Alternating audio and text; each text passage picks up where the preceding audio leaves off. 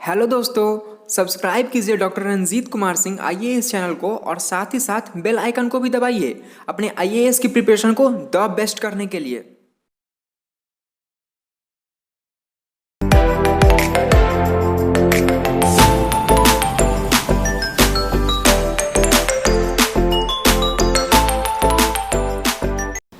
Monsoon का बचा हुआ सेक्शन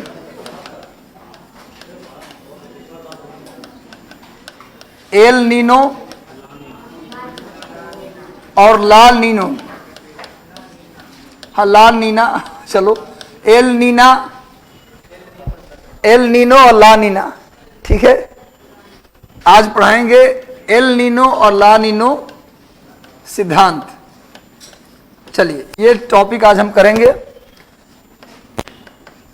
एल नीनो, ला नीना। ठीक है, नोट कर लीजिए। मॉनसून की व्याख्या के लिए एल नीनो और ला नीना थ्योरी दिया गया। इसको समझने के लिए दो तीन डायग्राम हमको समझना पड़ेगा। पहले एल नीनो समझेंगे, बाद में ला नीनो समझेंगे। एल नीनो ज़्यादा इंपॉर्टेंट है मॉनसून को लेकर के, ला नीना उतना ज़्यादा इंपॉर्टेंट नहीं है, फिर भी इसको एल नीनो के बाद समझ लेंगे। देखिए, एल नीनो दक्षिणी प्रशांत महासागर में, साउथ पैसिफिक ओशियन में, साउथ पैसिफिक ओशियन में चिली और पेरू के तट से चलने वाली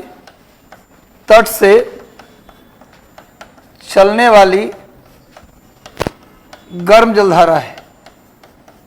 एल नीनो की बात कर रहा हूं, चिली और पेरू के तट से चलने वाली गर्म जलधारा है, यानी वार्म ओशियन करंट है।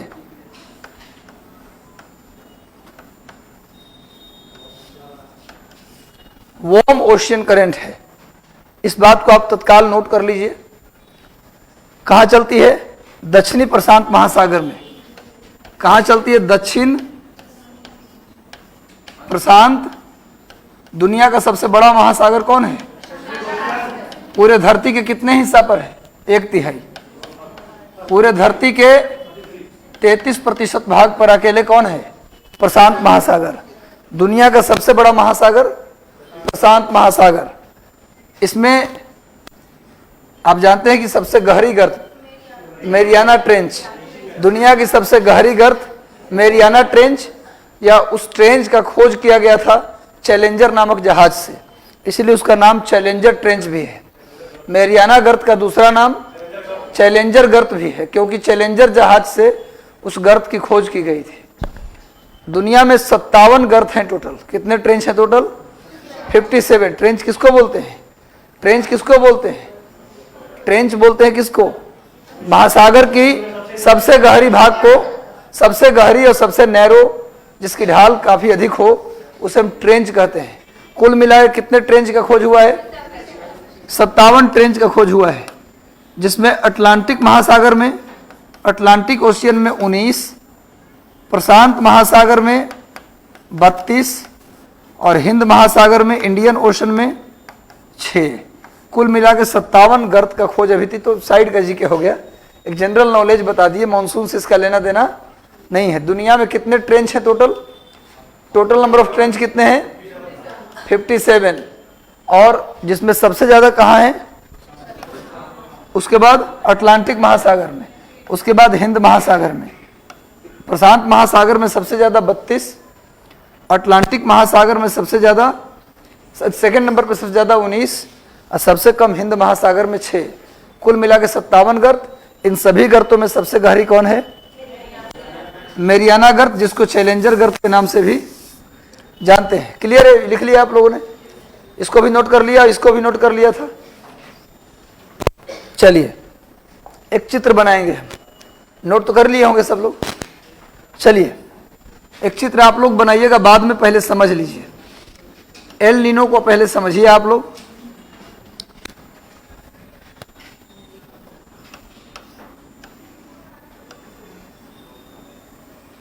ये ऑस्ट्रेलिया है, ये 0 डिग्री है।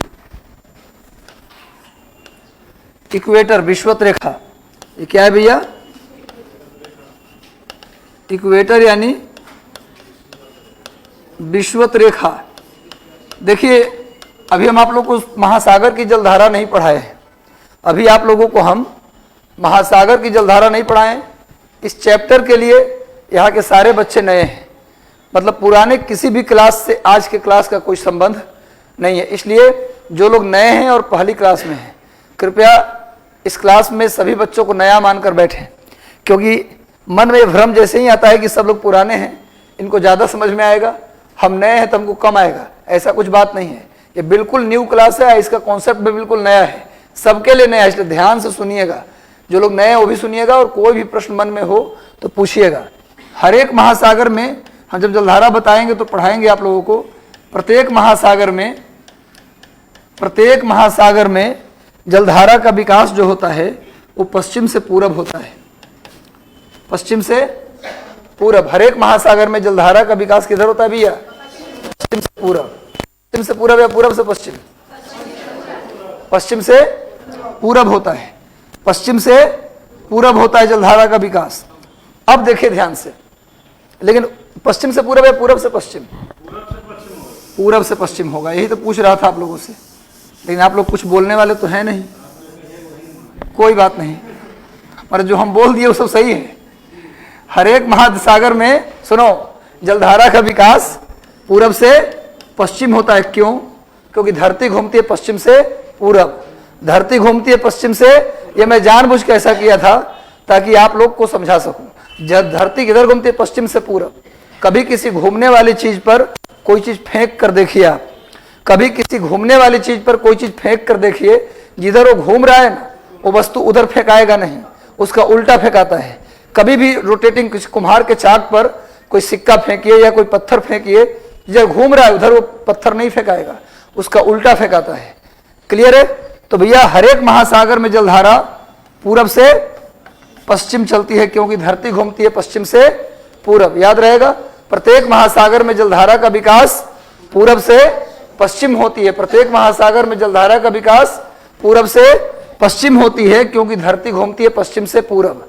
चाहे वो दक्षिणी प्रशांत महासागर हो, चाहे वो उत्तरी प्रशांत महासागर हो, चाहे वो उत्तरी हिंद महासागर हो, चाहे वो दक्षिणी हिंद महासागर हो, या उत्तरी अटलांटिक महासागर हो, या दक्षिणी अटलांटिक महासागर हो, प्रत्येक महासागर में जलधारा का विकास पूरब से पश्चिम ही होगा। और जब भी होगा तो विषुवत रेखा से होगा, इक्वेटर से। आप बोलिए सर इक्वेटर से क्यों होगा? क्योंकि विषुवत रेखा पर सबसे अधिक वर्षा होती है। पूरे धरती में सबसे अधिक वर्षा कहाँ होती है? विषुवत रेखा पर। हमने बताया था वहां पर सुबह के 8 बजे से लेके दिन के 2 बजे तक इतनी गर्मी होती है कि आपका चमड़ी जल जाएगा, और 2 से 4 के बीच इतनी बारिश होती है कि आप पानी में बह सकते हैं। तो पूरे इक्वेटोरियल रीजन में बहुत अधिक बारिश होती है, इस कारण से यहाँ पानी ज़्यादा होता है, और जहाँ ज़्यादा समुद्र में पानी हो, जलधारा उस तरफ से दूसरी ओर चलना शुरू कर देती है। तो हर एक महासागर में जलधारा की शुरुआत इक्वेटर से क्यों होती है? क्योंकि वहाँ बरसात अधिक होता है। जब जलधारा पढ़ाएंगे तो और डिटेल में जलधारा के चलने के 9 कारण बताएंगे, इस 9 कारण को समझाएंगे वहाँ डिटेल में। तत्काल इतना समझिए कि प्रत्येक महासागर में जलधारा की शुरुआत इक्वेटर से। क्यों? तो वहाँ बारिश के कारण पानी ज़्यादा है। और पूरब से पश्चिम होती है, ऐसा क्यों? क्योंकि धरती घूमती है पश्चिम से पूरब। ये भी एक जीके है, क्वेश्चन आया है कई बार कि धरती का रोटेशनल मोशन जो है वो किधर है? तो क्या बोलेंगे? Earth rotates west to east, from west to east. पृथ्वी पश्चिम से पूरब घूमती है, इसलिए पानी किधर मूव कर जाता है? पूरब से पश्चिम। अरे जलधारा नीचे की ओर आती है। अब जब ये जलधारा विषुवत रेखा से चल रही है तो इसका नाम क्या देंगे? Equatorial current. क्या नाम देंगे? इक्वेटोरियल करंट, यानी विषुवतीय जलधारा। क्या नाम देंगे इसका? विषुवतीय जलधारा। अब बोलेंगे सर क्या हर एक महासागर में विषुवत रेखा से जलधारा चलेगी, पूरब से पश्चिम चलेगी, तो क्या सभी जगह इसका नाम विषुवतीय जलधारा होगा? बिल्कुल होगा। हर जगह नाम इसका विषुवत रेखा से चलेगी तो हर जगह इसका नाम क्या होगा? विषुवतीय जलधारा। केवल नाम में लगा देंगे, साउथ पैसिफिक में लगा देंगे south Pacific equatorial current, north Pacific equatorial current, north Indian ocean equatorial current, south Indian ocean equatorial current, north Atlantic ocean equatorial current, south Atlantic ocean equatorial current, यानी दक्षिणी प्रशांत महासागर विश्वतीय जलधारा, उत्तरी प्रशांत महासागर विश्वतीय जलधारा। एक बार में सारे जल महासागर की जलधाराएं विश्वत रेखा वाली याद हो गया। उत्तरी अटलांटिक में उत्तरी अटलांटिक विश्वतीय जलधारा, उत्तरी हिंद महासागर विश्वतीय जलधारा, दक्षिणी हिंद महासागर विश्वतीय जलधारा। समझ में आ रहा है बात?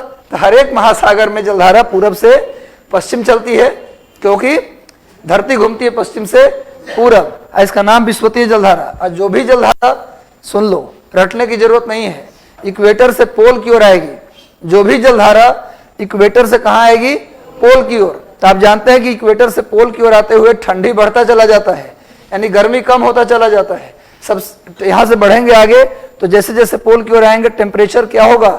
कम होता जाएगा। समझ में आ रहा है बात? तो आप जानते हैं कि जलधारा यदि इक्वेटर से आ रही है पोल की ओर, यानी गर्म प्रदेश से आ रही ठंडे प्रदेश की ओर, यानी कि ठंडा प्रदेश का पानी क्या होगा? ठंडा। और गर्म प्रदेश का पानी गर्म। तो जो पानी आएगी नीचे वाले पानी की तुलना में कैसी होगी?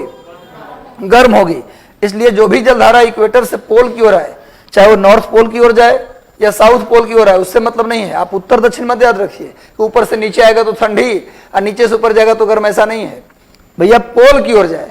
अगर उत्तरी प्रशांत महासागर की बात करेंगे तो जलधारा किधर जाएगी? उत्तरी ध्रुव की ओर जाएगी। भाई उत्तरी प्रशांत महासागर में जलधारा किधर जाएगी? उत्तरी ध्रुव की ओर जाएगी। माने कि कोई भी धारा आप उत्तर दक्षिण मत रटिएगा, उत्तर की ओर जाएगी ठंडी। अब बताओ, ये तो उत्तर की ओर जा रही है फिर भी ठंडी है, ये दक्षिण की ओर है तो तब भी गर्म है, ये दक्षिण की ओर तब भी गर्म है। मतलब आप वैसे दक्षिण उत्तर मत रटिए, आप ये रटिए कि जिस जलधारा का मुंह किधर हो, जिस जलधारा का मुंह किधर हो? पोल की तरफ हो, यानी इक्वेटर से पोल की तरफ हो, विषुवत रेखा से ध्रुव की ओर हो, वो सभी गर्म जलधारा होगी। और जिसका मुंह पोल से इक्वेटर की ओर हो, यानी ध्रुव से विषुवत रेखा की ओर हो, वो सब कैसी होगी? ठंडी। रटने की जरूरत नहीं है। मान लो कि एक जलधारा है, बहुत ऊपर आ गया, तो क्या ये ठंडी होगी? नहीं होगी ठंडी, क्योंकि आप बोलेंगे सर ये तो पोल की तरफ आ गया, तब तो इसको ठंडी हो जाना चाहिए था। लेकिन ये जहां जा रही है ना, वो पानी इसके तुलना में ज्यादा ठंडी है, इसके तुलना में क्या होगी? गर्म होगी। मतलब ये मान लीजिए पानी का टेम्परेचर -8 है और ये पानी का टेम्परेचर -4 है, तो दोनों में कूदेंगे तो ठंडा लगेगा आपको। -4 में भी ठंडा लगेगा, -8 में भी। लेकिन बताया था ना आप लोगों को कि -8 में भी कूद गए आप, उसके बाद आपको निकाल के -4 में डाला गया, तो थोड़ा गर्मी का एहसास आपको होगा। समझ में आ रहा है बात ना? यानी कहने का मतलब यह है कि कंपैरेटिवली ठंडी गर्म है, यानी कि जहां ये जा रही है उसके तुलना में गर्म है। यानी अगर मुंह पोल की तरफ रहेगा, चाहे वो पोल के पास जाए चला क्यों न जाए, अगर जलधारा का मुख या मुंह किधर की, तीर निशान किधर की ओर हो? पोल की तरफ हो, चाहे वो नॉर्थ पोल की तरफ हो या फिर साउथ पोल की तरफ हो, वो क्या होगी? गर्म होगी। और जो पोल से इक्वेटर की तरफ आएगी, चाहे वो इक्वेटर के पास आ जाए चाहे कुछ भी हो जाए, उससे मतलब नहीं है, वो कैसी होगी? ठंडी होगी। ये समझ गए? ये जब जलधारा पढ़ाता था आपको ये कॉन्सेप्ट बताता, लेकिन तत्काल समझ में आ गया आप लोगों को इतना बात। तो कैसी जलधारा है ये? कैसी जलधारा है? गर्म होगी। क्लियर है? अभी जो ऑस्ट्रेलिया के पूरब से आ रही है, रटने की जरूरत थोड़ा ना है, ऑस्ट्रेलिया के पूरब से आ रही है जलधारा ये, तो इसका नाम देंगे पूर्वी ऑस्ट्रेलिया जलधारा। पूर्वी ऑस्ट्रेलिया जलधारा, अंग्रेजी में बोलेंगे इसको ईस्ट ऑस्ट्रेलिया करंट। अंग्रेजी में बोलेंगे east Australia current, east Australia current. और यहां पर एक हवा चल रही है, आपको याद होगा जब हम पढ़ाए थे एयर प्रेशर और बेल्ट और विंड, तो आपको बताया था कि दुनिया में 3 प्रकार के स्थायी पवनें चलती हैं, 3 प्रकार के परमानेंट विंड चलते हैं, trade wind, anti trade wind और पोलर विंड। आपको याद होगा 3 तरह की हवाएं बताया था मैंने, trade wind, anti trade wind और पोलर विंड। और बताया था कि एंटी ट्रेड विंड पूरब से पश्चिम, ट्रेड विंड पूरब से पश्चिम की ओर चलती है, ट्रेड विंड पूरब से पश्चिम की ओर चलती है, एंटी ट्रेड विंड पश्चिम से पूरब की ओर चलती है, और पोलर विंड भी पूरब से पश्चिम की ओर चलती है। यानी 3 दुनिया में 3 स्थायी पवन है। स्थायी पवन का मतलब ऐसी हवा जो पूरे धरती पर पूरे साल चले, उसे क्या बोलते हैं? परमानेंट विंड या प्लेनेटरी विंड या स्थायी पवन। नाम से भी लग रहा है स्थायी है, जिसका मतलब पूरे साल चलेगी, पूरे धरती पर चलेगी, उसको बोलते हैं स्थायी पवन। यानी कि 2 ऐसी हवा 3 है। कौन कौन? Trade, anti trade, polar. अंग्रेजी में और हिंदी में क्या होगा? व्यापारिक पवन, गैर व्यापारिक पवन, ध्रुवीय पवन। इसमें जो ट्रेड विंड है यानी व्यापारिक पवन और पोलर विंड, ये पूरब से पश्चिम आते हैं। और जो एंटी ट्रेड विंड है वो पश्चिम से पूरब जाते हैं। इसीलिए ट्रेड विंड और पोलर विंड को पूर्वा पवन कहते हैं, माने ईस्टर्ली कहते हैं, और जो एंटी ट्रेड विंड है उसको पछुआ पवन कहा जाता है, वेस्टर्ली कहा जाता है। जो ट्रेड विंड है वो चलती है 30 से 0 की ओर, ट्रेड विंड चलती है 30 से 0 की ओर, और एंटी ट्रेड विंड चलती है 30 से 60 की ओर, और पोलर विंड चलती है 90 से 60 की ओर।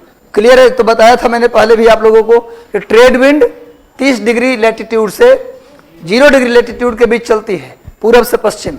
एंटी ट्रेड विंड 30 से 60 की ओर चलती है, पश्चिम से पूरब, और पोलर विंड 90 से 60 की ओर चलती है, पूरब से पश्चिम। ये बताया हुआ है पहले भी, एक बार पुरानी कॉपी उलटिएगा तो पता चलेगा आपको। तो यहां पर आप देख रहे हैं कि 30 से 60 वाला बेल्ट आ रहा है, 30 से 60 वाला बेल्ट आ रहा है। यहां पर कौन सी हवा चलेगी? Anti trade wind. और एंटी ट्रेड विंड किधर चलती है? पश्चिम से पूरब की ओर। इसीलिए इसका नाम पड़ जाता है पछुआ पवन, जिसको गांव में पछया के नाम से जानते हैं। पछुआ पवन यानी वेस्टर्ली, इसको वेस्टर्ली कहते हैं। ये पूरे दुनिया में उत्तरी गोलार्ध और दक्षिणी गोलार्ध, आप जानते हैं विषुवत रेखा के उत्तर को बोलते हैं उत्तरी गोलार्ध और दक्षिण को दक्षिणी गोलार्ध, northern hemisphere and southern hemisphere. ये पूरे दुनिया में 30 से 60 के बीच पश्चिम से पूरब पूरे साल चलती है। क्लियर है? अब ये हवा जो चल रही है पछुआ पवन, आपको याद होगा उसी समय बताया था मैंने आप लोगों को कि पछुआ पवन जहां चलती है दक्षिणी गोलार्ध में, वहां पर केवल समुद्र ही समुद्र है, जमीन बहुत कम है, इसलिए वो इतना तेज हो जाती है कि उसे 40 डिग्री के पास गरजता 40, 50 डिग्री के पास प्रचंड 50 और 60 डिग्री के पास चिखता 60 कहते हैं। याद है आप लोगों को?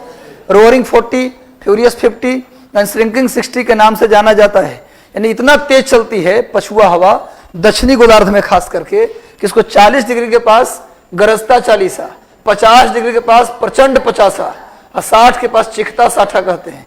इतनी तेज चलती है कि जो जलधारा आ रही ऊपर से इसको अपने दिशा में मोड़ देती है, अपने दिशा में मोड़ देती है। चूंकि नीचे का समुद्र आपस में मिला हुआ है, नीचे देखिए ये सारा समुद्र अटलांटिक महासागर हिंद महासागर से मिल गया है, और हिंद महासागर प्रशांत महासागर से मिल गया है। नीचे में सारे समुद्र आपस में मिले हुए हैं, जिसको हम लोग दक्षिणी महासागर भी कह देते हैं। अटलांटिक महासागर, प्रशांत महासागर और हिंद महासागर का पानी जो मिल गया है उसको या तो अंटार्कटिका महासागर या फिर उसी को दक्षिणी महासागर के नाम से भी जानते हैं। वैसे 4 ही महासागर हैं, रियल में पूछा जाए तो महासागर कितने हैं? 4 ही हैं, हिंद महासागर, प्रशांत महासागर, अटलांटिक महासागर और आर्कटिक सागर। लेकिन नीचे में जो पानी आप देख रहे हैं, हिंद महासागर, अटलांटिक महासागर, प्रशांत महासागर का पानी एक दूसरे से मिल गया, तो विद्वान कहते हैं कि इसको एक नया महासागर नाम दे दिया जाए। चूंकि अंटार्कटिका द्वीप के पास है इसलिए इसका नाम पड़ गया अंटार्कटिका महासागर, या फिर इसका नाम पड़ गया दक्षिणी महासागर। क्लियर है? तो देखिए ये हवा के कारण जलधारा जो नीचे आ रही थी इसको मोड़ दिया गया, किधर? चूंकि पश्चिम से पूरब हवा जा रही है तो जलधारा भी किधर चली जाएगी? पश्चिम से पूरब। तो जो जलधारा हवा के कारण आगे बढ़े, हवा के कारण जिस जलधारा के चलने में हवा अपना रोल प्ले करे उसे जलधारा नहीं कहते, उसे प्रवाह कहा जाता है, ड्रिफ्ट कहा जाता है। तो इसका नाम दे दिया जाता है साउथ पैसिफिक यूनिवर्सल वेस्टर्ली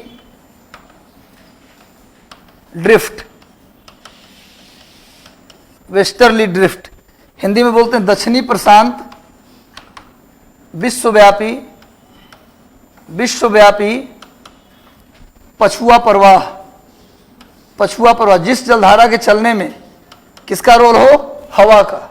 जिस जलधारा के चलने में हवा अपना रोल प्ले करे, मेन रोल प्ले करे, हवा के कारण ही जलधारा चलने लगे तो उसे बोला जाता है प्रवाह। उसे जलधारा है तो जलधारा ही, पर उसको ड्रिफ्ट बोला जाता है। क्या बोला जाता है? ड्रिफ्ट। अब आप बोलेंगे सर ये तो समझ में आ रहा है कि साउथ पैसिफिक है, वेस्टर्ली भी समझ में आ रहा है, चलिए उसी कारण चल रहा है तो नाम में जोड़ दिए। यूनिवर्सल क्यों जोड़ दिए? तो ऊपर में भी इसी प्रकार की जलधारा चलती है, उसमें हम यूनिवर्सल नहीं जोड़ते, लेकिन नीचे वाले में यूनिवर्सल सब में जोड़ देते हैं। हिंद महासागर वाले में भी जोड़ देते हैं, अटलांटिक महासागर वाले में भी जोड़ देते हैं, सब में जोड़ देते हैं। वजह यह है कि नीचे का पानी आपस में सब मिला हुआ है, इसीलिए इसका नाम विश्वव्यापी पड़ जाता है। क्योंकि जलधारा आगे चल के अटलांटिक में फिर हिंद में पहुंच जाता है, इसीलिए इसका नाम पड़ जाता है विश्वव्यापी प्रवाह। समझ में आ रहा है बात? अब देखिए चूंकि ये लगातार ये पानी इधर आ रहा है, ये जो विषुवत रेखा से जो जलधारा चली अधिक वर्षा के कारण और व्यापारिक पवन के कारण, यहाँ पर एक हवा भी चलती है, व्यापारिक हवा बताया था 30 से 0 की ओर एक हवा चलती है पूर्व से पश्चिम, उसको लोग ट्रेड विंड कहते हैं। तो यहाँ पर बहुत अधिक वर्षा हो रही है, इस कारण से जलधारा की शुरुआत विषुवत रेखा से होती है, लेकिन धरती घूम रही है पश्चिम से पूरब, इसलिए जलधारा की शुरुआत पूरब से पश्चिम हो रही है। लेकिन पूरब से पश्चिम जलधारा की शुरुआत होने का एक और कारण भी है, वो कारण है यहाँ पर एक हवा चलती है 30 से 0 की ओर, उसका नाम है ट्रेड विंड, व्यापारिक हवा। इस हवा के कारण भी इस जलधारा को चलने में मदद मिलता है, इसीलिए जलधारा पूरब से पश्चिम की ओर आती है। तो आप बोलेंगे सर कि जब जलधारा के चलने में हवा अपना रोल प्ले कर रहा है तो इसके नाम में भी आप ड्रिफ्ट जोड़ दीजिए। बिल्कुल, इसके नाम में जलधारा न जोड़ के क्या जोड़ सकते हैं हम लोग, ड्रिफ्ट जोड़ सकते हैं।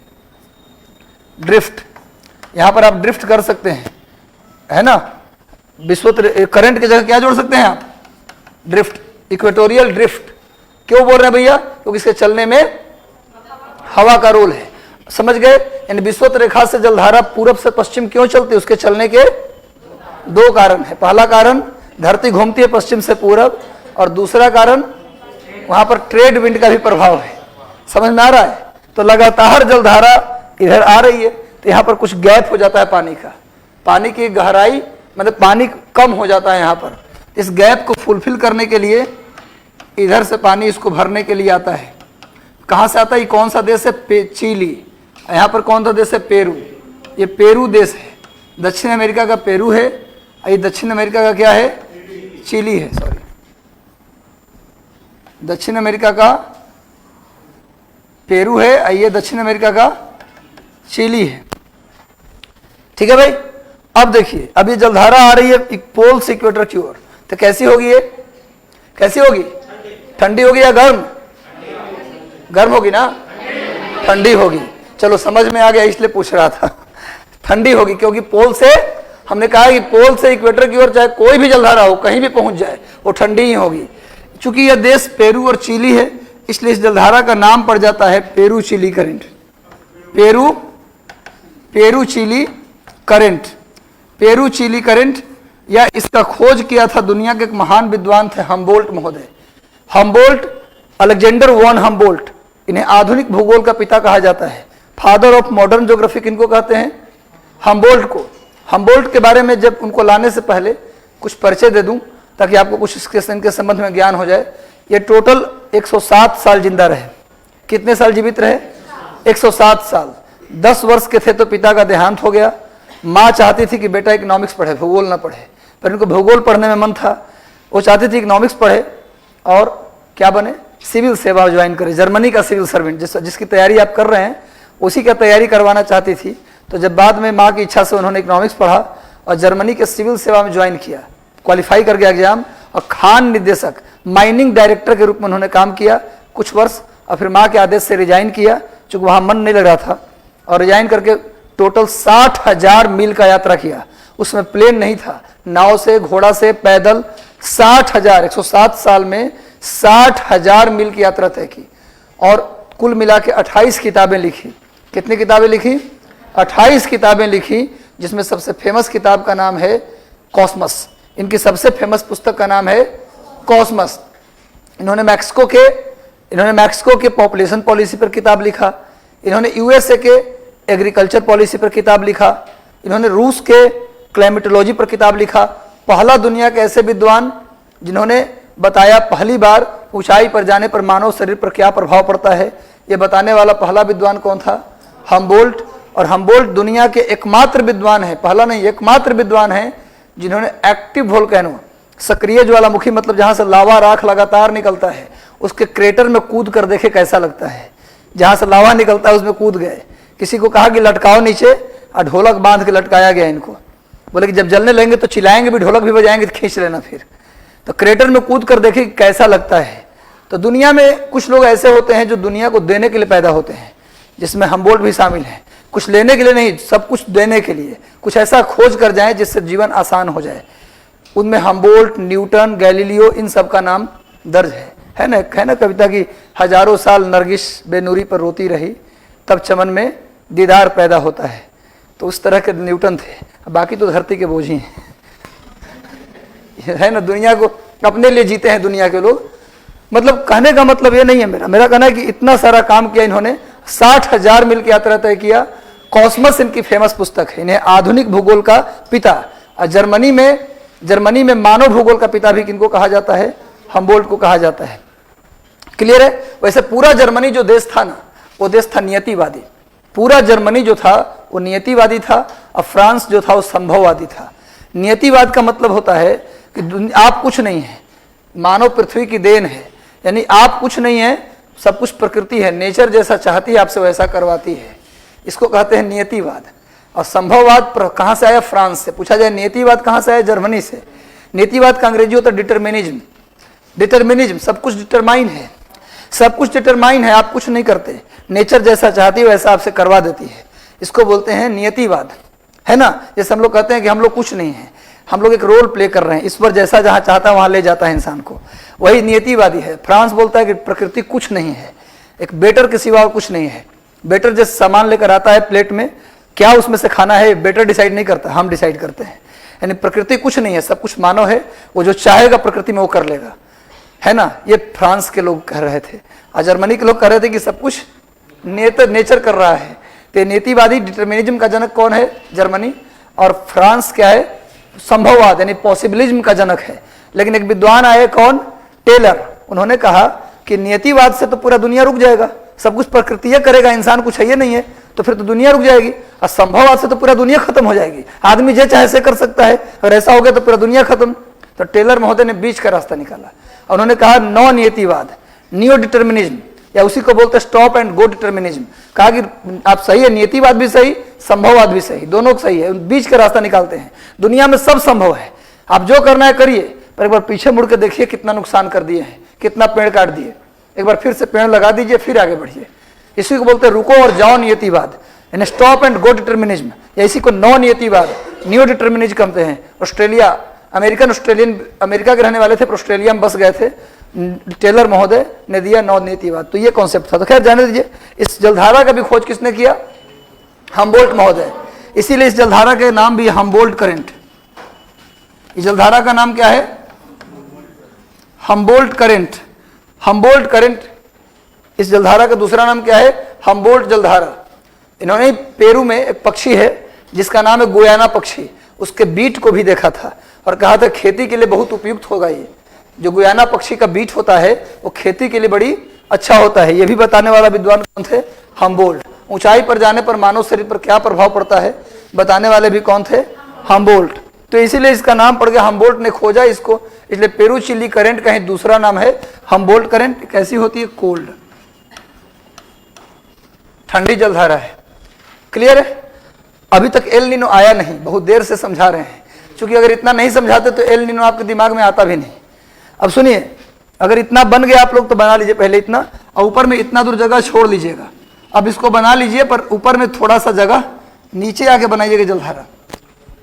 इक्वेटर है, दोनों के बीच में जगह होना चाहिए, बनाइए। कुछ ज्ञान बढ़ रहा है आप लोगों का कि जहां थे वहीं रह गए? चलिए थोड़ा जानिए, भूगोल पढ़े तो कुछ भूगोल वेताओं के बारे में भी, जो दुनिया के फेमस ज्योग्राफर हैं जिनका योगदान है, जैसे हम्बोल्ट, डडले स्टाम्प, बेडाल डिला ब्लास। ये सब नाम दुनिया में भूगोल में टॉप लेवल पे है। बेडाल डिला ब्लास, और कौन? हम्बोल्ट, और कौन? Dudley stamp. नाम सुना है? Dudley stamp. बफन ठीक है, लेकिन उतना ज़्यादा नाम नहीं है। बफन ने पहला धरती के बनने का सिद्धांत दिया, पर उतना फेमस नाम नहीं है। फ्रांस में मानव भूगोल का पिता माना जाता है बेडाल डिला ब्लास। अब भूगोल फ्रांस में अगर डेवलप हुआ तो बेडाल डिला ब्लास के कारण हुआ। बाकी ज्योग्राफर सब अच्छे हैं, कोई खराब नहीं है, लेकिन जो टॉप लेवल का नाम नहीं होता, वो नाम में 3 नाम मेरे जहन में आता है। डडले स्टाम्प को जाना जाता है ड्रेनेज पैटर्न के लिए। दुनिया में सबसे बेहतरीन ड्रेनेज सिस्टम बनाने वाले व्यक्ति कौन थे? दुनिया में सबसे बेहतरीन ड्रेनेज पैटर्न को डेवलप करने वाले व्यक्ति कौन थे? Dudley stamp. हो गया, बन गया ये फोटो, जल्दी बना लो। हो गया। अब तो तीर निशान तो बनाना है, कितना टाइम लगेगा? तीर चलाने में इतना टाइम लग रहा है। अब सुनो, इधर देख लो भाई, ये जो जलधारा आ रही है पूरब से पश्चिम, आप कभी गांव में खेत में पानी जाते हुए देखा है, या नदी किनारे ध्यान से गए होंगे तो, अगर केवल सेल्फी लेने गए होंगे तो नहीं मिलेगा वो चीज़, लेकिन गांव में अगर जाएंगे आप ना, तो आप देखेंगे लगातार अगर पानी धारा के रूप में फ्लो कर रही है तो देखते होंगे एक पॉइंट के बाद पर पानी ज़्यादा जमा होने लगा, अपवेलिंग टाइप का होने लगा, और अब पानी घूम करके कुछ पीछे की ओर भी लौटती है। ऐसा आपने देखा होगा कि पानी लगातार बढ़ रही तो कुछ पानी ऐसे घूम के पीछे भी लौटने लगते हैं। बहुत ज़्यादा तेजी से अगर धारा चलती है ना तो कुछ पानी पीछे की ओर ऐसे लौटती भी है। तो यहाँ पर जलधारा आने से यहाँ पर इतना ज़्यादा पानी की मात्रा हो जाती है ना कि कुछ पानी यहाँ से पीछे की ओर लौटती भी है। ये हर एक महासागर में काम होता है, ये प्रत्येक महासागर में लौटने वाला काम होता है। लेकिन चलती इस प्रकार की जलधारा प्रत्येक महासागर में ध्यान सुनो, प्रत्येक महासागर में चलती है, लेकिन ये दिखाई देती है सिर्फ साउथ पैसिफिक ओशन में। इसका नाम है, इसका चूंकि विषुवत रेखा की उल्टी चल रही है, इसका नाम पड़ता है counter equatorial current. Counter equatorial current, Hindi में इसको बोलते हैं प्रति विषुवतीय जलधारा। प्रति विषुवतीय जलधारा, काउंटर इक्वेटोरियल करंट यानी प्रति विषुवतीय जलधारा, नाम याद हो जाएगा। चलती प्रत्येक महासागर में है, पर सबसे ज्यादा मजबूत होती है साउथ पैसिफिक में, इसलिए ये यहां दिखती है। क्लियर है? अगर कभी ऑप्शन में आ जाए कि काउंटर इक्वेटोरियल करंट कहां चलती है तो क्या बोलेंगे? हर महासागर में चलती है। लेकिन कभी कभी ऐसे ऑप्शन दे देता है, 4 ही ऑप्शन होता है, उत्तरी अटलांटिक, दक्षिणी अटलांटिक, उत्तरी प्रशांत, दक्षिणी प्रशांत, 4 ही ऑप्शन है। तो फिर क्या आंसर लगाइएगा? जहां दिखती है वो लगा देंगे आंसर। इन दक्षिणी प्रशांत महासागर, ऐसे तो सभी महासागर में चलेगी, लेकिन दिखाई कहां देती है? ये साउथ पैसिफिक में। कभी ऐसा प्रश्न आ जाए कि प्रति विषुवतीय जलधारा कहां चलती है और 4 ऑप्शन इस तरह से रहे तो क्या आंसर लगा दीजिएगा? दक्षिणी प्रशांत महासागर में चलती है। हाँ, बीपीएससी में तो चलिए कोई दिक्कत नहीं, उसमें ई लगा दीजिए, पर कुछ नहीं कहा जा सकता। बीपीएससी कौन सा आंसर मान ले, और मानने के बाद जब बीपीएससी सविनय अवज्ञा आंदोलन की शुरुआत 6 अप्रैल ना मान करके 12 मार्च को मान रहा है, 64वीं बीपीएससी में 6 अप्रैल की जगह क्या मान लिया था? 12 मार्च को, तो क्या कहिएगा? तो चलिए बीपीएससी 2-4 आंसर तो बीपीएससी पर छोड़ दीजिए, वो सबके लिए गलत है, सही है, आपके लिए अकेले तो नहीं है वो। तो आप अपना जितना स्कोर आपका है,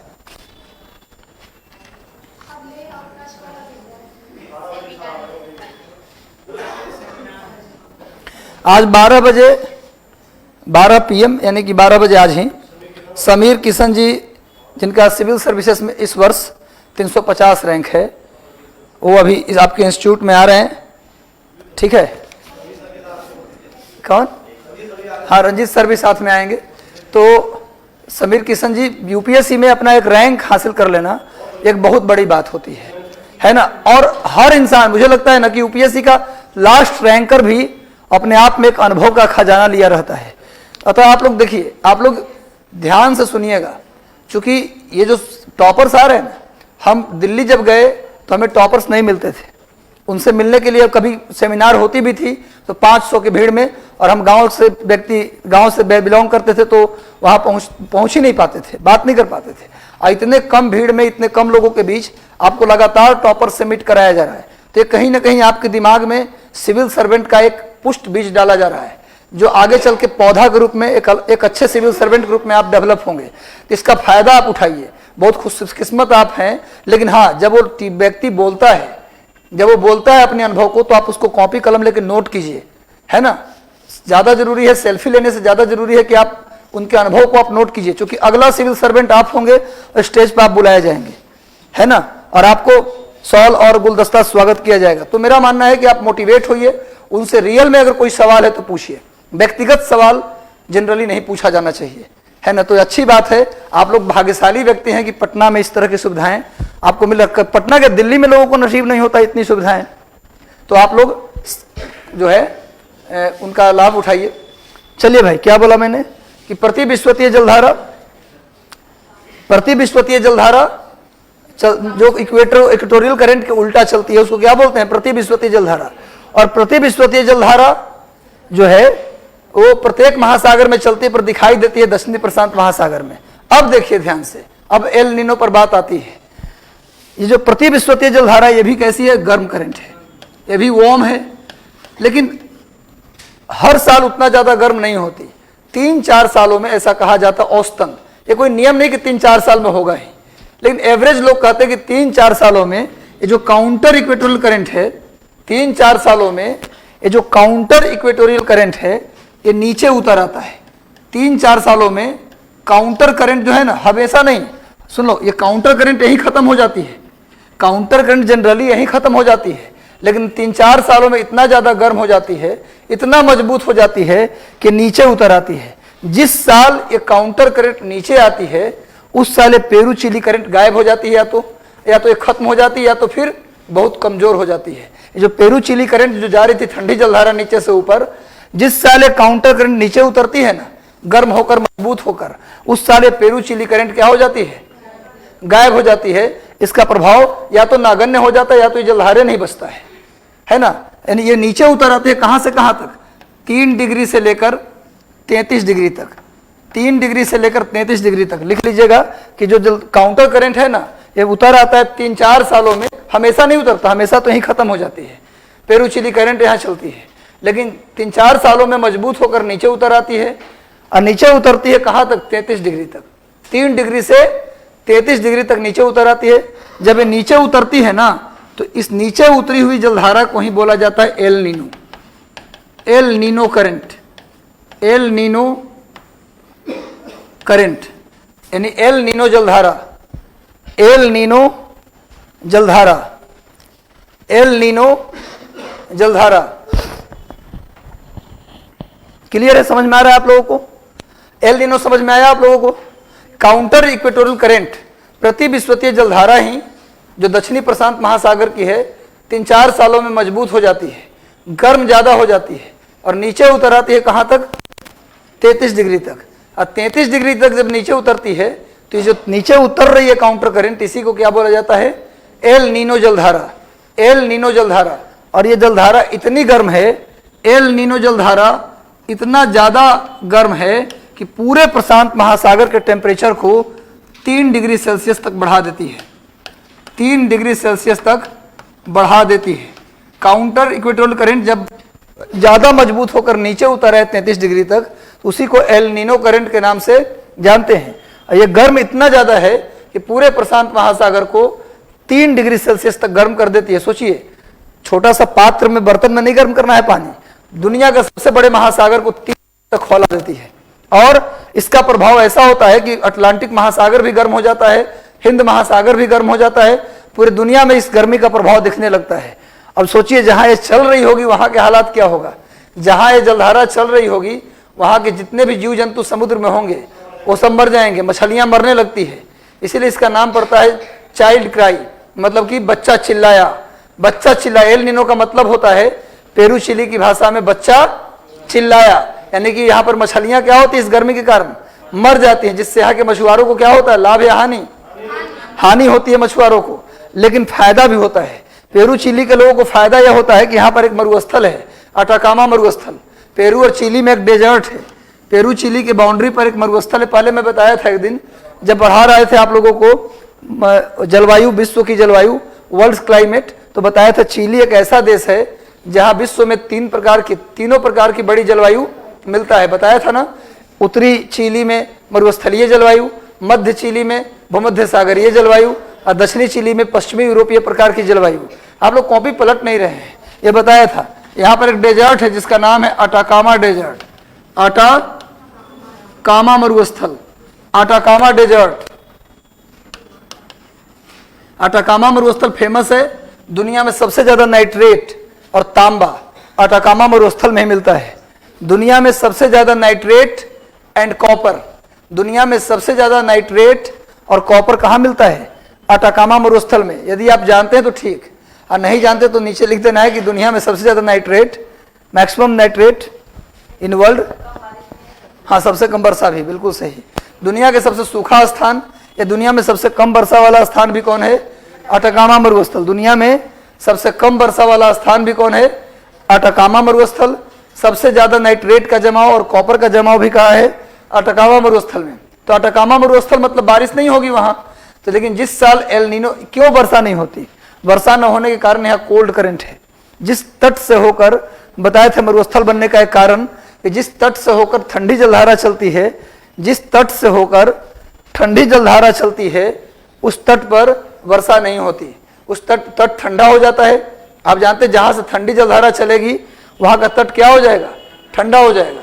वहां का तट ठंडा हो जाएगा, जिससे वहां की हवाएं भी ठंडी हो जाएंगी। इसलिए हवा समुद्र से जमीन की ओर नहीं बल्कि जमीन से समुद्र की ओर चलेगी, जिससे बरसात नहीं होगा। तो जहां से भी कोल्ड करंट चलेगी वहां वर्षा नहीं होगी, जहां से भी कोल्ड करंट चलेगी वहां वर्षा नहीं होगी।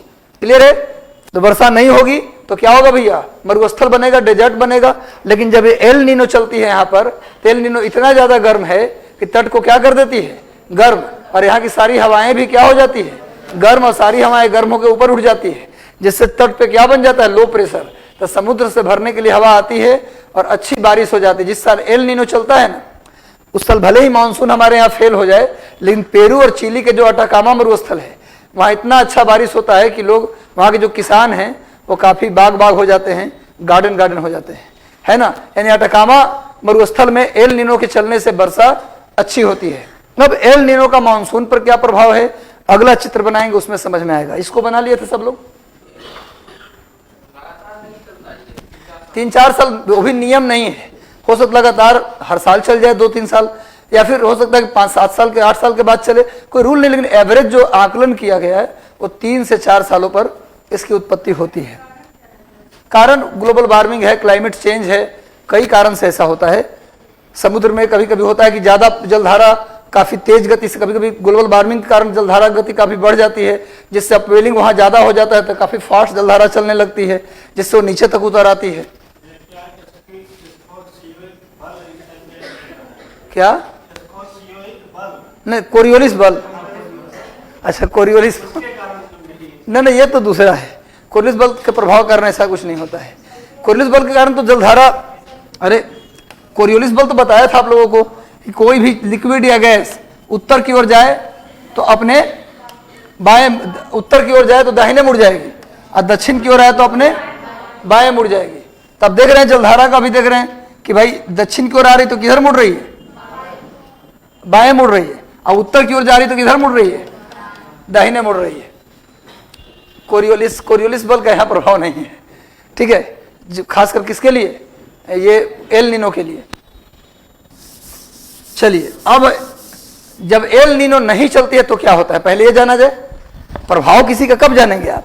जैसे मान लीजिए कि किसी भी दवाई का प्रभाव आपको देखना है, तो पहले उस बिना दवाई को खाए प्रभाव देख लीजिए, और फिर खाने के बाद देख लीजिए प्रभाव। तो पहले लिखिए एल विदाउट एल नीनो क्या प्रभाव होता है, डाल दीजिए, हेडिंग डाल दीजिए एल नीनो के बिना, यानी विदाउट एल नीनो, हेडिंग डाल दीजिए विदाउट एल नीनो। जब एल नीनो नहीं चलती है तो क्या होता है स्थिति, चलिए देखते हैं।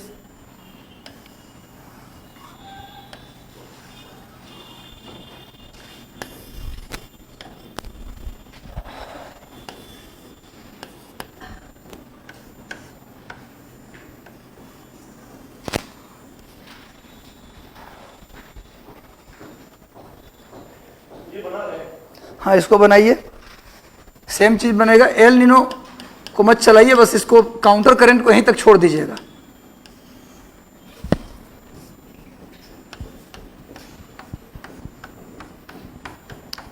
जिस साल एल नीनो नहीं चलेगी उस साल क्या होगा, उस साल का चित्र यही होगा। क्यों जी?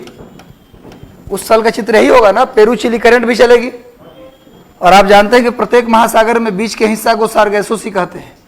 प्रत्येक महासागर के बीच का जो भाग होता है उसे क्या बोलते हैं? सारगैसो सागर। प्रत्येक महासागर के बीच के भाग को क्या बोलते हैं? सारगैसो सागर। प्रत्येक महासागर के बीच के भाग को सारगैसो सागर बोलते हैं। क्यों? क्योंकि प्रत्येक महासागर के बीच में एक घास मिलता है जिसका नाम है सारगैसम घास। सारगैसम घास ये इतना बड़ा होता है, लत्तर टाइप का, कि जहाज भी फंस जाता है इसके अंदर। पानी का जो जहाज है ना, वो कभी कभी पानी के जहाज फंसता है तो घास को हटाना पड़ता है, तब वो आगे बढ़ती है। इतना बड़ा बड़ा घास समुद्र के बीच में हो जाता है ना। ये कैसा है? हाइड्रोफाइट है, जल में उत्पन्न होने वाला घास है, जिसके लिए जमीन की जरूरत नहीं है। तो भैया सारगैसम घास ये मूलतः उत्तरी अटलांटिक महासागर में मिलता है। ये घास मूलतः कहाँ मिलता है? अगर पूछा जाए सारगैसो सी कहाँ, तो ऐसे तो प्रत्येक महासागर के बीच के पानी को सारगैसो बोल दिया जाता है, लेकिन आप पूछा जाए अलग अलग दे के ऑप्शन, तो फिर ज्यादा आंसर सही क्या होगा? उत्तरी अटलांटिक। सारगैसो सागर कहाँ मिलता है? उत्तरी अटलांटिक महासागर में। वैसे प्रत्येक महासागर के बीच के पानी को सारगैसो सी बोलते हैं, लेकिन कभी ऐसे पूछ ले सारगैसो सी कहाँ, 4 ही ऑप्शन है, उत्तरी अटलांटिक, दक्षिणी अटलांटिक, उत्तरी प्रशांत, दक्षिणी प्रशांत। तो क्या आंसर देंगे? उत्तरी अटलांटिक महासागर में सारगैसो सी मिलता है। जैसे अभी बोला ना काउंटर करंट, केवल अगर वैसा ऑप्शन देते तो दक्षिणी प्रशांत आंसर होगा, वैसी सारगैसो सी का आंसर वही होगा। ठीक है, एक क्वेश्चन आया था बिल्कुल लो लेवल के एग्जाम में, हालांकि लेकिन अच्छा प्रश्न था, नहीं ग्रुप डी नहीं बल्कि एलडीसी में आया था, एसएससी एलडीसी में, लेकिन बहुत अच्छा प्रश्न था मेरे अनुसार। उस समय में 2013 में पूछा गया था एसएससी एलडीसी में, सेंट्रल वाले में, कि कौन सा दुनिया में ऐसा सागर है जिसका कोई तट नहीं होता, जिसका कोई तट नहीं होता, चारों तरफ से पानी होता है, सारगैसो से। तो मेरे अनुसार टफ इसलिए था क्योंकि या तो बच्चा रटेगा इसको, नहीं तो पूरा जलधारा उसको पढ़ना पड़ेगा, तब समझ में आएगा सारगैसो सी क्या है। इसलिए कठिन क्वेश्चन माना जा रहा है मेरे अनुसार। एलडीसी में पूछने वाला क्वेश्चन नहीं था, लेकिन क्या कहिएगा, भारत में परीक्षाओं का, परीक्षा क्वेश्चन सेटर का पता नहीं किस तरह के लोग आयोग में बैठे रहते हैं। उनको पता नहीं होता कि परीक्षा कौन सा ले रहे हैं, वो कुछ भी पूछ लेते हैं। उनको ये समझ नहीं आता कि +2 लेवल का ले रहे हैं एग्जाम, की 10th लेवल का ले रहे हैं एग्जाम, की ग्रेजुएशन लेवल का ले रहे हैं, वो कुछ भी डाल देते हैं। अब तुम समझो, ठीक है, ठीक है, अच्छी बात है। जैसे 10th लेवल का परीक्षा है, हाँ आप बिल्कुल सही कह रहे हैं। चलिए ठीक है, हम अच्छा चलिए यहाँ बढ़ते हैं हम लोग। चलिए बाद में इस पर वार्तालाप बाद में हम लोग कर लेंगे। चलिए, तो कौन सा ऐसा सागर है जिसमें कोई तट नहीं होता? सारगैसो सी। आपकी बातों से बिल्कुल सहमत हम हैं, आपका मैं विरोध नहीं कर रहा हूँ। मतलब ये कहने का मतलब था कि लेवल, अगर हम चपरासी का एग्जाम ले रहे हैं तो चपरासी के जैसा ही क्वेश्चन आना चाहिए। हमारा कहने का मतलब ये है, न कि कलेक्टर के एग्जाम और चपरासी के एग्जाम में कोई फर्क ही न रह जाए।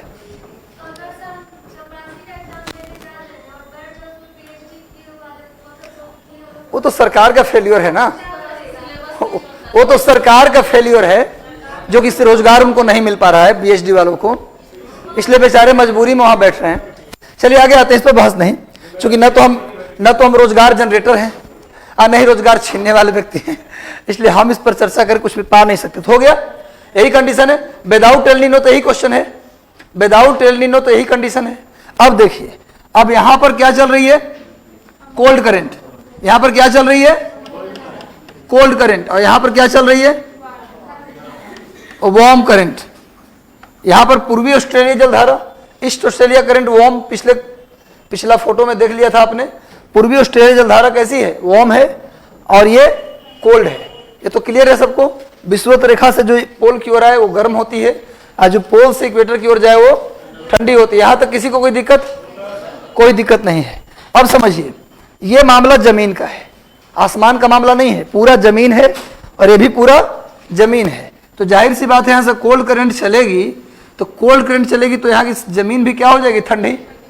जलधारा ठंडी तो जमीन भी ठंडी। तो यहाँ की जमीन के संपर्क में जो हवाएं हैं वो भी क्या हो जाएंगी? ठंडी। जमीन के संपर्क में जो हवा है वो भी कैसी हो जाएगी? ठंडी। और ठंडी हवा ऊपर उठेगी कि बैठेगी? बैठेगी, जिससे जमीन पर क्या बन जाएगा? चारों तरफ हाई प्रेशर। जमीन पर क्या बन जाएगा? High pressure. और यहाँ से गर्म जलधारा चल रही है तो तट को क्या कर देगी? गर्म। तो गर्म कर देगी तो यहाँ पर हवाएं भी क्या हो जाएंगी? गर्म। और गर्म होकर हवा क्या होगी? उठेगी। तो जमीन पर क्या बन जाएगा? Low pressure. जब हवा नीचे बैठे, तो कल बताया था, हवा नीचे बैठे तो हवा की मात्रा ज्यादा, हवा की मात्रा ज्यादा मतलब हाई प्रेशर, और जब हवा की मात्रा कम माने लो प्रेशर। सारी हवाएं उठ गई, इसलिए जमीन पर क्या बन गया? Low pressure. सारी हवाएं बैठ गई तो जमीन पर क्या बन गया? High pressure. अब थोड़ा सा समझिए, ये तो 2D में फोटो है, 3D में समझा जाए। मान लीजिए कि ये अमेरिका है, ये अमेरिका है, क्या है? ऑस्ट्रेलिया है। ये अमेरिका, मेरा ये जो बायां हाथ है अमेरिका है, अमेरिका है, और दाहिना हाथ जो है क्या है? ऑस्ट्रेलिया है। अब देखिए, पूरब से पश्चिम जलधारा आ रही है जमीन पर। मान लेते हैं हम प्रशांत महासागर में बीचों बीच खड़े हैं, हम प्रशांत महासागर में खड़े, यहीं से इक्वेटर गुजर रही है। अब देखिए, अमेरिका से ऑस्ट्रेलिया की तरफ जलधारा चलने लगी, ऑस्ट्रेलिया के तट से नीचे आई, फिर घूम के ऐसे आई, तो यहाँ पर कौन सी जलधारा चली? ठंडी। और यहाँ पर क्या चल रही है? गर्म। तो यहाँ पर तट को ठंडी कर दिया, जिस सारी हवाएं क्या हो गई? ठंडी हो गई और नीचे बैठ गई। तो यहाँ पर क्या बन गया? High pressure. और यहाँ पर नीचे क्या बन गया? Low pressure. एकदम क्लियर है यहाँ तक बात? किसी को कोई दिक्कत है यहाँ तक में? अमेरिका में जमीन पर क्या बन गया? और नीचे में यहाँ पर ऑस्ट्रेलिया में क्या बन गया? Low pressure. तो यहाँ हवा ऊपर से नीचे बैठ गई, तो ऊपर से नीचे बैठ गई तो नीचे में हाई प्रेशर, तो उसी के आसमान में क्या बनेगा? सारी हवाएं नीचे बैठेंगी तो ऊपर में हवा कम हो जाएगा। बताए थे इस तरह का कॉन्सेप्ट जब एयर प्रेशर बेल्ट और विंड बता रहे थे तो। और यहाँ सारी हवाएं उठ गई हैं तो नीचे में लो प्रेशर, तो ऊपर में क्या होगा? High pressure. तो क्या होगा भैया? ऊपर में यहाँ हाई प्रेशर, ऊपर में यहाँ लो प्रेशर, ऊपर में यहाँ लो प्रेशर, ऊपर में यहाँ हाई प्रेशर। तो नियम क्या होता है? सामने सामने में हवा हाई से लो की ओर चलती है, हवा हाई से लो की ओर चलती है। अब देखिए नीचे में क्या यहाँ पर है? हाई प्रेशर, यहाँ लो, तो यहाँ भी हाई से लो की ओर चलेगी। इस तरह से क्या बन जाएगा? एक सर्कल बन जाएगा। समझ आ रहा है बात ना? तब देखिए यहाँ पर क्या होगा? एक हवा का बना लेते हैं हम लोग। यहाँ पर क्या होगा? हवा नीचे से ऊपर जाएगी, यहाँ हवा नीचे से कहाँ जाएगी? ऊपर जाएगी। तो नीचे में क्या बन जाएगा? Low pressure. तो ऊपर में क्या बन जाएगा? हवा को दिखाने के लिए इसे बना दिया हूं। और नीचे में यहाँ पर हवा क्या होगी? बैठेगी। तो नीचे में क्या हो जाएगा? High pressure. तो ऊपर में क्या हो जाएगा? Low pressure. तो हवा क्या होगी? हवा हाई प्रेशर से लो प्रेशर की ओर चलेगी। हवा हाई प्रेशर से, एक मिनट रुकिएगा, फिर इसको ऐसा करता हूं ना, हवा को दिखाने के लिए एक सिंगल लाइन ही खींच देता हूं, इससे पता चलेगा कि हवा चल रही है। और यहाँ हाई से लो की ओर हवा चलेगी। क्लियर है? जलधारा जैसे डॉट डॉट कर देंगे तो जलधारा और हवा में अंतर ही पता नहीं चलेगा आपको। अब देख रहे हैं एक सर्कल बन गया, यहाँ पर एक सर्कल बन गया। हमको आसमान की हवा से कोई मतलब नहीं है, हमको जमीन की हवा से मतलब है। तो हवा किधर चल रही है? अमेरिका से, साउथ अमेरिका से ऑस्ट्रेलिया की ओर।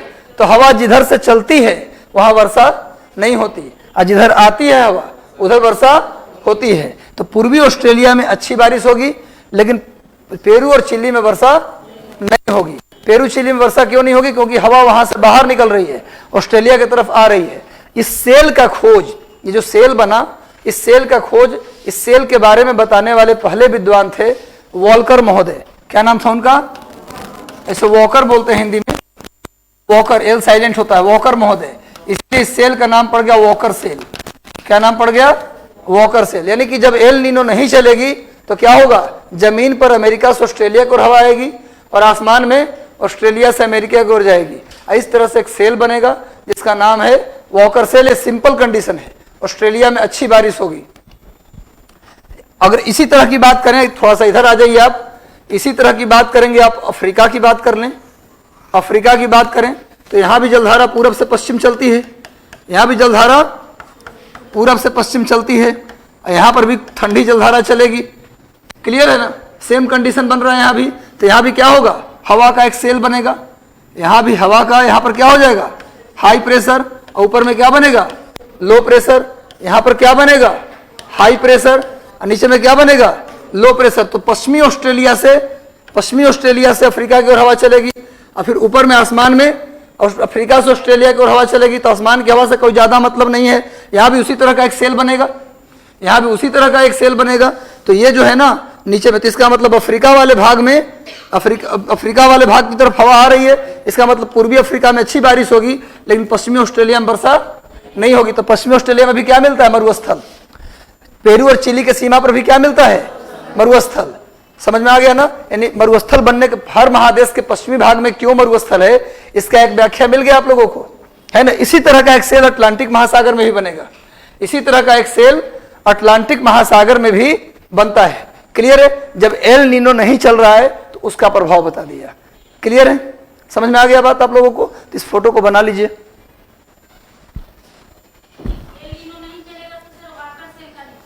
तो बोला तो क्या बोला?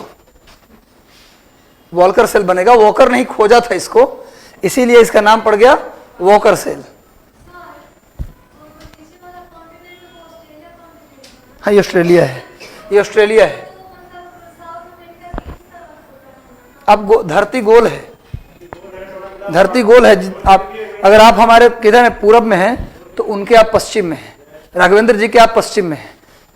धरती ऐसे गोल है, आप जिधर से देखिए, अगर मान लीजिए हम प्रशांत महासागर, जापान आपके किधर है? जापान आपके क्या है? पूरब में है, सूर्योदय का देश कहते हैं उसको, लेकिन अमेरिका के पश्चिम में है। ठीक है, समझ में आया कुछ? थोड़ा दिशा भ्रम हो गया आपको, है ना? कोई बात नहीं। अब यही इतना देर सोच में ही पड़े कि ऑस्ट्रेलिया इधर कैसे शिफ्ट कर दिए सर, ऑस्ट्रेलिया को इधर कहां से शिफ्ट कर दिया? देखिए, आप ही तो देखते हैं कि पेरू चिली के साइड में ही ऑस्ट्रेलिया है। ऑस्ट्रेलिया से खड़ा होकर देखेंगे तो आपको पेरू चिली दिखाई देगा। अब इसको मोड़ दीजिए आप ऐसे, इसको फोल्ड कर दीजिए गोल में, इसको फोल्ड कीजिएगा तो ऑस्ट्रेलिया इस तरफ आ जाएगा। अरे फोल्ड ऐसे करिएगा तो आ जाएगा ऑस्ट्रेलिया उस तरफ। इसको बस पेपर को खोल दिए हैं इसलिए ऐसा दिख रहा है।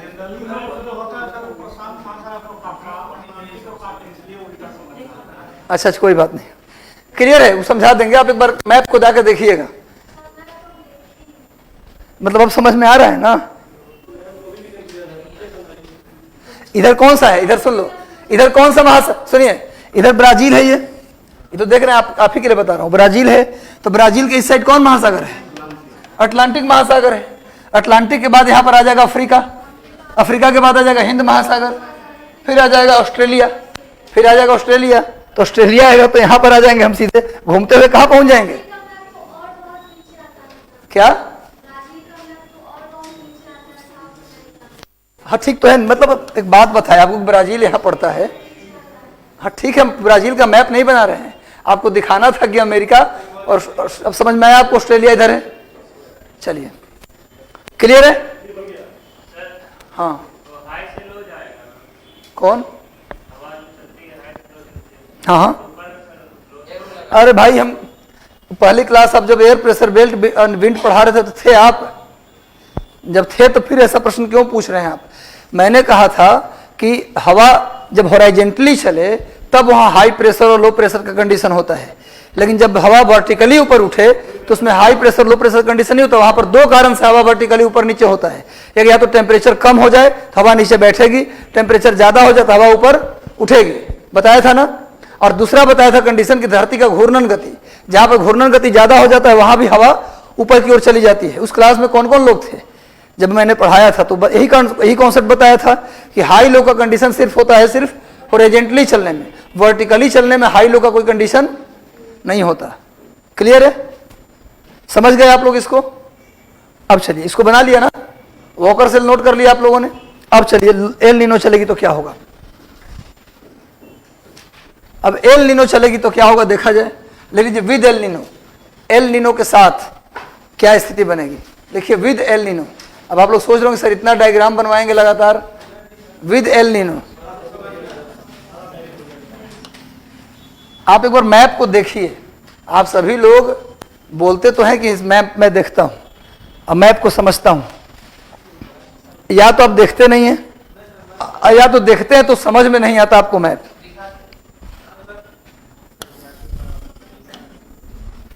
हम आपका क्रिटिसाइज नहीं कर रहे हैं, मतलब आप एक बार अगर देखने नहीं आ रहा है तो एक बार बुक ले आइए आप मैप का, उसमें हम समझाते हैं कहां पर क्या है, कौन कैसे है।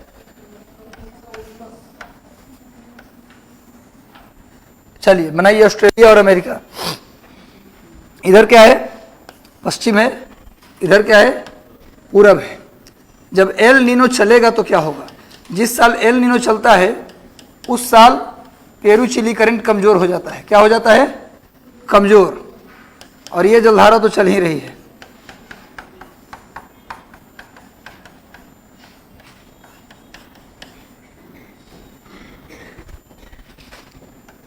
यही जलधारा एल नीनो है। बताया था कि जब काउंटर करंट नीचे उतर जाए तो उसे क्या कहा जाता है? El Nino current. El Nino current. जब काउंटर करंट नीचे उतर है तो इसी को क्या बोला जाता है? El Nino current. जब काउंटर करंट नीचे उतर है तो इसी को बोला जाता है एल नीनो करंट।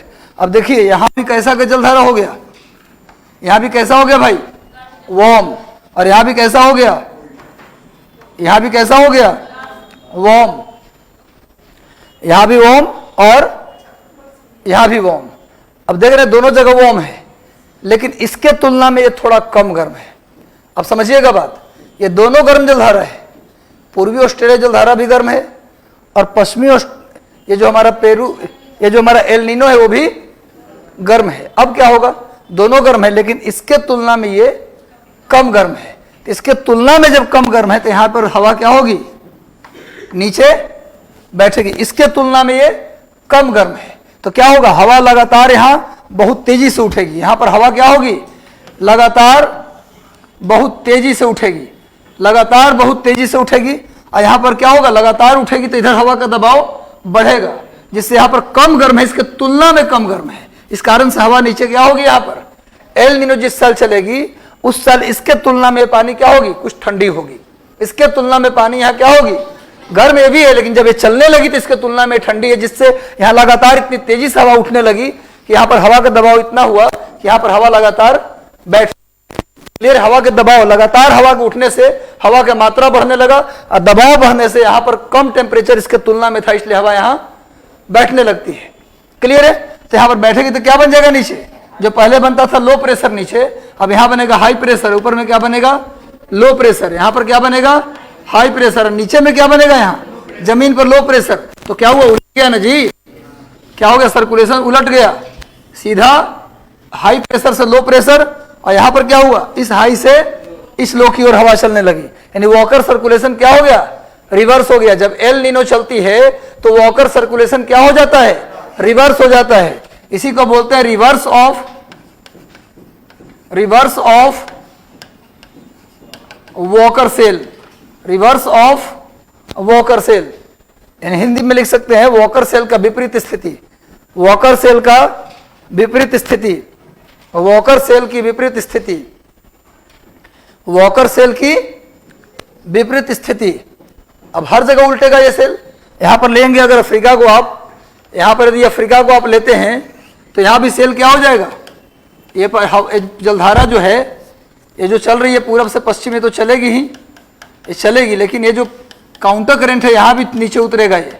और यहां भी ये जो ऑस्ट्रेलिया की जो ठंडी जलधारा थी कमजोर पड़ जाएगी, तो यहां भी सेल क्या हो जाएगा, उलट जाएगा। नीचे में क्या बन जाएगा, लो प्रेशर, और यहां नीचे में क्या बन जाएगा, हाई प्रेशर। ऊपर में क्या बन जाएगा, लो प्रेशर। यहां पर क्या बन जाएगा, हाई प्रेशर। तो यहां भी सेल क्या हो गया, यहां भी सेल उलट गया।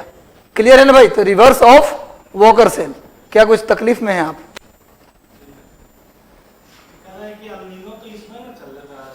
इसका बोला कि इस जो एल नीनो जब इसमें चल रही है तो इसका प्रभाव पूरे महासागर में हो जाता है, इसका प्रभाव हर एक महासागर में पड़ता है।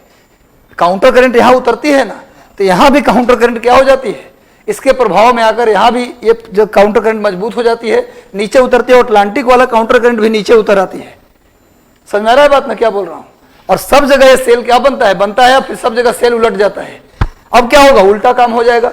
अब क्या होगा, इधर ऑस्ट्रेलिया से अमेरिका की ओर जा रही है जमीन में, तो क्या होगा, अमेरिका में बारिश, अटाकामा मरुस्थल में वर्षा होगी, लेकिन ऑस्ट्रेलिया में वर्षा नहीं। ऑस्ट्रेलिया में क्या पड़ेगा, सूखा पड़ेगा। ऑस्ट्रेलिया में सूखा पड़ेगा। हर एक जो पश्चिमी हिस्सा है वहां पर क्या पड़ेगा, सूखा पड़ेगा। यानी पूर्वी ऑस्ट्रेलिया जो हरा भरा था हर साल, जिस साल एल नीनो चलेगा उस साल पूर्वी ऑस्ट्रेलिया में क्या पड़ेगा, सूखा, और अटाकामा मरुस्थल के लोग वर्षा का अनुभव करेंगे। क्लियर है, वॉकर सर्कुलेशन क्या हो गया, उलट गया। अब सुनिए, हवा जो ऊपर नीचे जा रही है, इसी का वॉकर महोदय ने एक नाम दिया, दक्षिणी दोलन।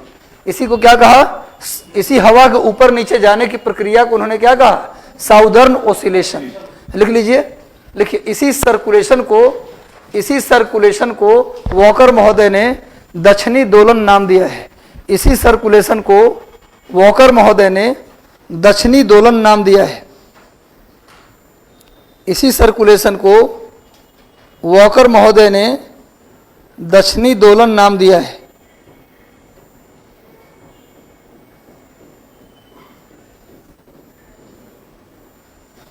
वॉकर महोदय ने दक्षिणी दोलन, साउदर्न ओसिलेशन नाम दिया है।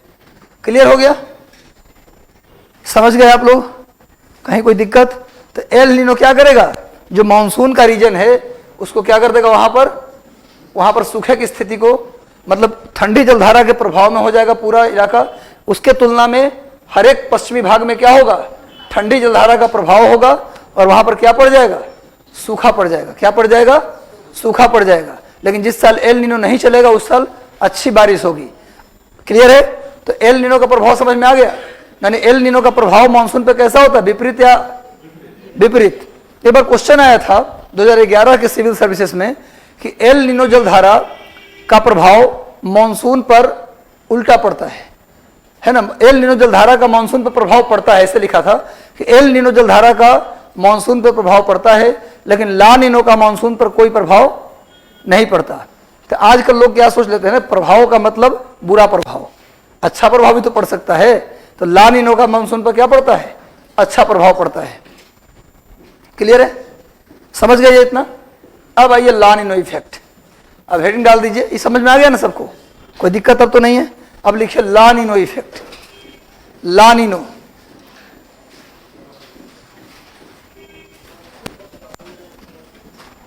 ला नीनो, ला नीनो का मतलब होता है छोटा बच्चा। ला नीनो का मतलब होता है छोटा बच्चा। ला नीनो, ला नीना या ला नीनो जो लिख दीजिए आप। देखिए ला नीनो क्या है, उसके लिए भी एक चित्र बनाइए आप लोग।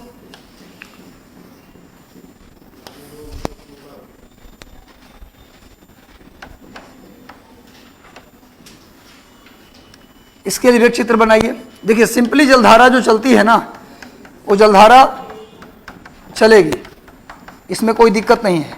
जिस साल एल नीनो चलती है उस साल ला नीनो की कोई संभावना नहीं होती। एल नीनो ला नीनो के विपरीत है, ला नीनो एल नीनो के विपरीत है, और एल नीनो ला नीनो के विपरीत है। जिस साल ला नीनो चलेगी उस साल एल नीनो नहीं चलेगा, और जिस साल एल नीनो चलेगी उस साल ला नीनो नहीं चलेगी। तो एल नीनो क्या है, उसको ला नीनो क्या है इसको समझना है। काउंटर करंट बस यहीं तक खत्म हो जाएगी, काउंटर करंट नीचे उतरेगी नहीं। क्लियर है। अब देखिए ला नीनो एक्चुअली में क्या है कि एल नीनो के कारण पूरा समुद्र क्या हो जाता है, गर्म हो जाता है। 3 डिग्री सेल्सियस तक पूरे प्रशांत महासागर गर्म हो जाता है, और इसका प्रभाव अटलांटिक महासागर पर भी पड़ता है, हिंद महासागर पर भी पड़ता है। पूरा दुनिया का महासागर इससे गर्म हो जाता है।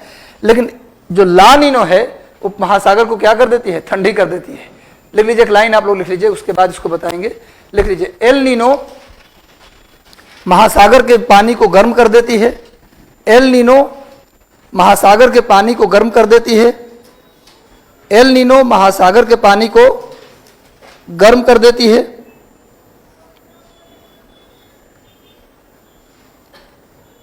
गर्म कर देती है, लेकिन ला नीनो के प्रभाव से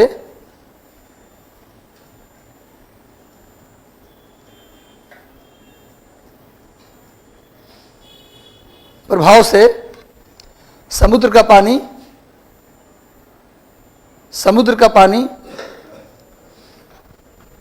ठंडी हो जाती है। ला नीनो के प्रभाव से समुद्र का पानी ठंडी हो जाती है, समुद्र का पानी ठंडी हो जाती है। क्लियर है। लिखिए ला नीनो जलधारा व्यापारिक पवनों के प्रभाव यानी ट्रेड विंड के प्रभाव के कारण उत्पन्न होती है।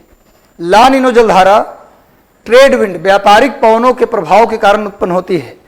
ला नीनो जलधारा व्यापारिक पवनों के प्रभाव के कारण यानी ट्रेड विंड के इफेक्ट से जनरेट होती है। ला नीनो जलधारा ट्रेड विंड के प्रभाव से व्यापारिक पवनों के प्रभाव से उत्पन्न होती है। अब देखिए क्या है, आप थोड़ा सा समझिएगा बात। ये कौन सी जलधारा है, पूर्वी ऑस्ट्रेलिया जलधारा। और ये क्या है, पेरू-चिली करंट ठंडी। अब देखो यहां पर एक हवा चल रही है, कौन सी हवा चल रही है, यहां पर एक हवा कौन चल रही है, ट्रेड विंड। 30 से 0 की ओर कौन चलती है, ट्रेड विंड, पूर्वा पवन। ये हवा करती क्या है कभी कभी कि नीचे के पानी को ऊपर की ओर लाना शुरू करती है। ये हवा जो ट्रेड विंड है ना, ये जब चलती है ना तो नीचे वाला 30 डिग्री के आसपास का पानी, 30 डिग्री के आसपास का पानी ऊपर की ओर उड़ेलना शुरू कर देती है, जिससे पूरा क्षेत्र में ठंडी जलधारा का प्रभाव लगातार क्या करती है, यहां से पानी यहां से ले जाना शुरू करती है, इस जगह पे जमा करना शुरू करती है, जिससे ये जो जलधारा ऊपर से इक्वेटोरियल करंट जो आ रही थी नीचे, जो इक्वेटोरियल करंट कहाँ आ रही थी, नीचे की ओर आ रही थी, वो क्या होती है भैया, यहाँ पर इतना ज्यादा ठंडा पानी आ जाता है कि ये जो पूर्वी ऑस्ट्रेलिया जलधारा है ये कंपैरेटिवली पहले की तुलना में क्या हो जाती है, ठंडी हो जाती है, पहले की तुलना में ठंडी हो जाती है, जिससे इस पूरे क्षेत्र में साइक्लोनिक कंडीशन उत्पन्न हो जाता है। ठंडी जलधारा और गर्म जलधारा के मिलने से आप जानते हैं कि ठंडी जलधारा गर्म जलधारा से जहां मिलती है वहां एक तरफ गर्म जलधारा एक तरफ ठंडी जलधारा आ रही है, ये दोनों जलधारा यहां पर आकर मिक्सअप हो रही है। क्लियर है ना। अब देखिए, जो हवा ठंडी जलधारा के संपर्क में है वो हवा ठंडी है, और जो गर्म जलधारा के संपर्क में है वो गर्म है। क्लियर है। तो ये दोनों हवा आपस में आकर क्या होते हैं, मिलते हैं, जिससे यहां पर एक साइक्लोनिक कंडीशन उत्पन्न हो जाता है, एक फ्रंटल साइक्लोन उत्पन्न हो जाता है, वातागरी चक्रवात की उत्पत्ति हो जाती है। और इस चक्रवात के कारण इस पूरे क्षेत्र में इंडोनेशिया से लेकर ऑस्ट्रेलिया तक अच्छी बारिश होती है। और ला नीनो क्या होता है, मानसून को और मजबूत करने में मदद करती है। इसका जलधारा से कोई प्रभाव नहीं है। एक्चुअली क्या होता है कि ये जो पूर्वा पवन है, ये जो व्यापारिक पवन है, नीचे के ठंडी पानी को ऊपर की ओर उड़ेलना शुरू कर देती है, जिससे यहां पर ठंडा पानी का जमा हो जाता है। इधर से विषुवत-रेखीय जलधारा गर्म पानी लेकर आ रही है। इससे पूरे क्षेत्र में ठंडी गर्म जलधारा के मिलने से साइक्लोनिक कंडीशन उत्पन्न हो जाता है, चक्रवातीय स्थिति उत्पन्न हो जाती है। जब गर्म हवा ठंडी हवा से मिले तो उस जगह को क्या बोलते हैं हम लोग, फ्रंट बोलते हैं। जब गर्म हवा ठंडी हवा से मिले तो उसको हम लोग हिंदी में बोलते हैं वाताग्र। और ऐसा चक्रवात, ऐसा साइक्लोन जो गर्म और ठंडी हवा इन दो विपरीत नेचर की हवा के मिलने से उत्पन्न हो, उस साइक्लोन को बोला जाता है वातागरी चक्रवात, यानी फ्रंटल रेन। आप जानते हैं कि दो समान नेचर की हवा जब आपस में मिले, जब दो समान नेचर की हवा आपस में मिले तो उसको क्या बोला जाता है, उसको बोला जाता है अभिसरण क्षेत्र। क्या बोला जाता है, अभिसरण क्षेत्र। और इसको बोलते हैं, आपने सुना होगा ITCZ, आपने नाम सुना है ना ITCZ का, इंटर ट्रॉपिकल कन्वर्जेंस जोन। जब दो एक समान नेचर की गर्म गर्म हवा मिले या ठंडी ठंडी हवा मिले आपस में आकर, तो उसको बोलते हैं कन्वर्जेंस जोन। वहां पर कोई साइक्लोन की उत्पत्ति नहीं होती। जब एक समान नेचर की हवा मिले तो कोई साइक्लोन की उत्पत्ति नहीं होती है। जो अलग अलग नेचर की हवा जब मिले तो उसको हम लोग बोलते हैं फ्रंट। क्या बोलते हैं, फ्रंट। अपने दुश्मनों से आप कहां मिलते हैं, फ्रंट पर नहीं मिलते हैं फ्रंट पे चल के, है ना। और वहीं पर साइक्लोन उत्पन्न होता है, वहीं पर चक्रवात उत्पन्न होता है। एक समान नेचर वाले से तो गले मिल लेते हैं, उसको कन्वर्जेंस जोन बोलते हैं। मतलब कहने का मतलब यह है कि यहाँ पर इस ठंडी जलधारा की ये जो हवा है, ये जो ट्रेड विंड है, इसके कारण जो ठंडा पानी ऊपर की ओर उड़ेला गया जलधारा के रूप में, इसी जलधारा को बोलते हैं ला नीनो। और ला नीनो के कारण इस गर्म जलधारा ठंडी जलधारा का संपर्क होता है और पूरा क्षेत्र इंडोनेशिया से ऑस्ट्रेलिया तक क्या बन जाता है, साइक्लोनिक कंडीशन उत्पन्न हो जाता है। एक तो मानसून का समय है और दूसरा साइक्लोनिक कंडीशन उत्पन्न हो गया तो मूसलाधार बारिश होती है। इतनी बारिश होती है कि पूरे क्षेत्र में क्या हो जाता है, बाढ़ जैसी स्थिति उत्पन्न हो जाती है, हम डूब जाते हैं। समझ में आ रहा है बात क्या बोल रहा हूं। यानी ला नीनो मानसून पर क्या करता है, ठंडा होने के बावजूद, ये ठंडी थी उसके बावजूद भी क्या कर रही है, बारिश का कंडीशन बना रही है।